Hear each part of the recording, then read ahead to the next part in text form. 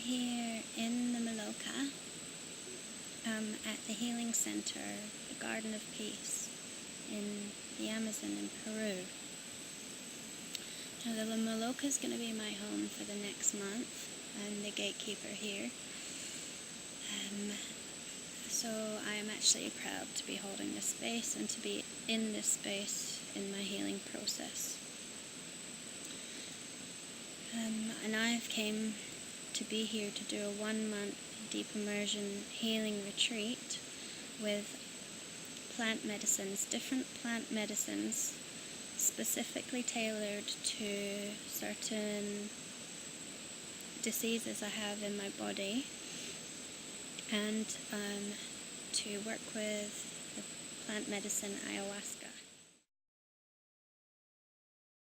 So the reason I'm here at this center is because from the age of about 21 I've carried a lot of pain in my womb, in my pelvis, and just had general trauma over time to my kind of my sexual area. And I didn't really realize how over time I was becoming blocked. My life force energy well, I did realize, but I didn't quite understand, and I still don't fully understand, but basically carrying so much pain there has really blocked my whole, my mind and other parts of my body. It's like if one thing's blocked, it has a continual effect on how everything else runs in your body. So personally for me, I've had a lot of pain with sex, bladder infections after sex, and just general pain in my pelvis, which doctors couldn't diagnose, or were just willing to just write me off, and that never felt right to me.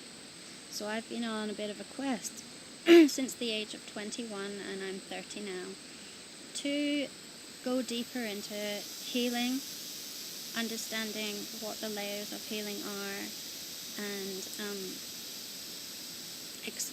exploring. And so that's basically why I'm here.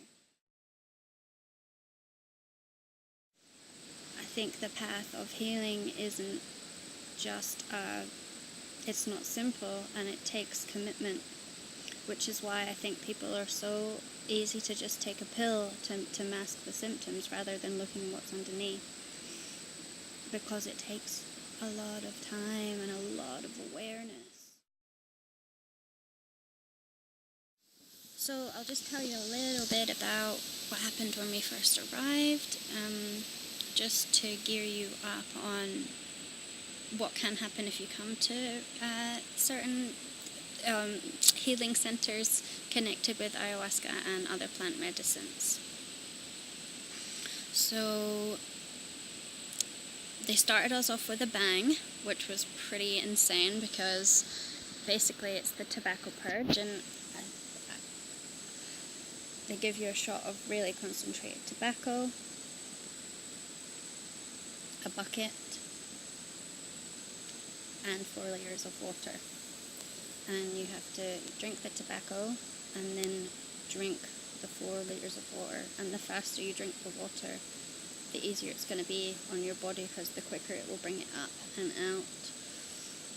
I just hate being sick, so it was really hard for me, but I'm glad they didn't tell us too much beforehand, because if they really went into it in detail, it would have, if you started thinking about it, it's a bit much. So just to do it and get it done with is a really good thing. Basically it's just flushing you out. It's flushing out a whole lot of toxins in your stomach and further in your body, and the water and tobacco washes it out, and that starts your clearing before taking any other plant medicines of the jungle, so that they can work their magic. So that was really intense. then on the second day I had an interview with Hegner, that's the shaman here, and which was translated by another couple of people here, because he only speaks Spanish. And I told them my past history with my kind of feminine struggles in that area that hasn't properly cleared, despite working with many, many different modalities in health. The list is very long, and it has been an amazing journey and fantastic to explore what's available to us other than just the Western medical system that we've been led to believe is the only way, which isn't true, and which my being kind of told me right at the beginning as the doctors fumbled and kind of just started to shun me off. Know that when we're in a vulnerable place, we give ourselves over to other people within the health system. We put our trust there, and it's just, sometimes I feel like there has to be more education into what else is out there, because we are all individuals and each of our bodies needs different things, and pills help to some extent, but where is our illnesses coming up to teach us? Where is it coming from? What is it we need to learn, and what is it we need to move through and process and look at? What do we have locked in the body that we've not looked at? Anyway, going back to the medicines that I have to diet, tailored to my womb. Sangrade grado, which is a big, strong tree here, and its name translates as dragon's blood.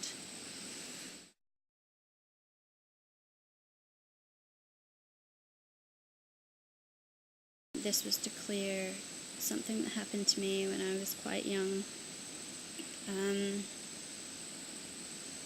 At the age of 15, I had an abortion, and it's something that I thought that at the time I processed fine, that I processed really well. It was just something that I had to do. I had support from my family and my partner at the time, but it's came up a few times as on this healing journey that I've been on for 9 years. That little voice, like little signals, awareness that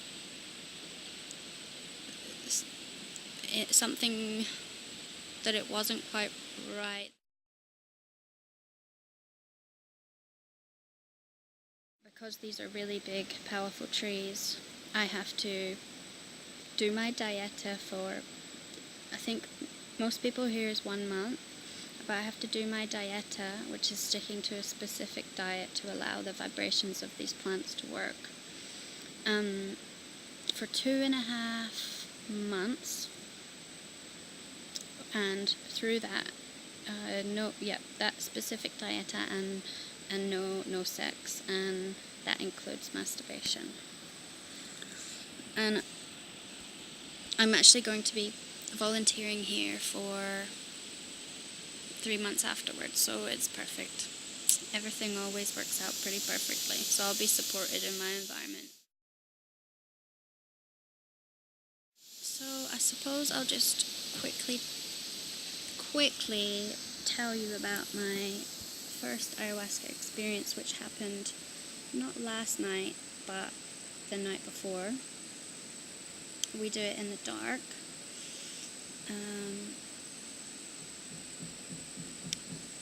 And basically we take the ayahuasca, which tasted like Marmite, and I thought I was going to be sick like straight away.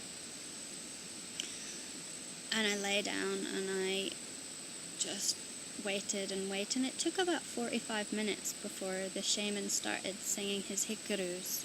When the shaman starts to feel the ayahuasca, he sings his hikkarus he'll start, and then that's when it will all start in the group as well. And I just breathed and surrendered, because that was the advice I was given. And I've previously done a lot of breathing and surrendering just with my own practice. So I thought, this will be fine, I've got this. And my intention before the ayahuasca was, because I've been on such an intense journey already with pain, and really been down into the depths of the darkness, and pain messes with you psychologically and energetically on all levels. So I asked for this ceremony, please show me some light. Did it give me light? No. I'm even more confused than when I first started. The ayahuasca showed me confusion and fear. And I don't even know what the messages are specifically around that. What is it that, where is my confusion, or where is my fear? It was like I was just seeing these visions of organized chaos. Beautiful, beautiful visions of consistency and structure, but within that was this energy of fear. So there's messages in there that I need to decode, that I really can't, like, that's why I've given it a day before doing this video, was to try and understand a little bit more of what I had in my ayahuasca experience. But let me just tell you, it was not a walk in the park. It was really, really, really hard.